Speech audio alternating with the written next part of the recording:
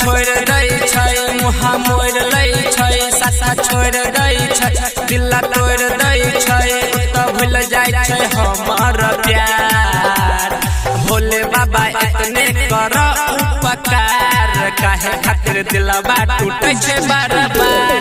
भोले बाबा इतने कर उपकार काहे खातिर दिलवा टूटे छै बार बार। काहे खातिर दिलवा टूटे छै बार बार। डीजे मनीष रक्सौल काहे खातिर दिलवा टूटे छै बार बार। झूठे के दिल सब लगाबै छै बाबा हकियो न प्यार के निभाबै छै बाबा। जकरा पर हम करै छी भरोसा बेरी बेरी प्यार में द दै है धोखा।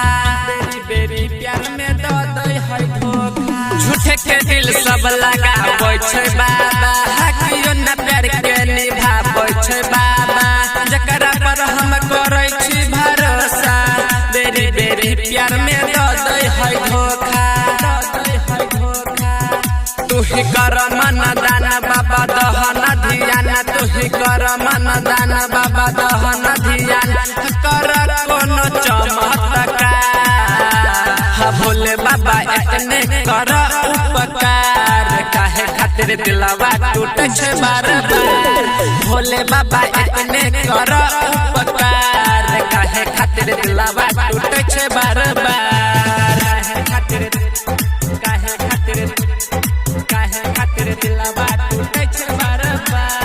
डीजे मनीष रक्सौल काहे खातिर दिलवा टूटे छै बार बार। केकरो से कहियो न रूठे हाथ से हाथ कहियो न छूटे ऐसन कृपा तू कर हो बाबा।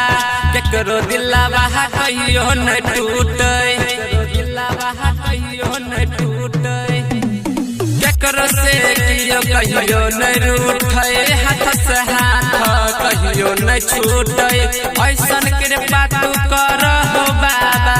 केकरो दिलवा कहियो न टूटे। राइटर गुडू जिया संग रोहित पर में राइटर गुडू जिया संग रोहित पर में हाथ जोड़ करे छ पुकार। भोले बाबा इतने कर उपकार काहे खातिर दिलवा टूटे छै बार बार।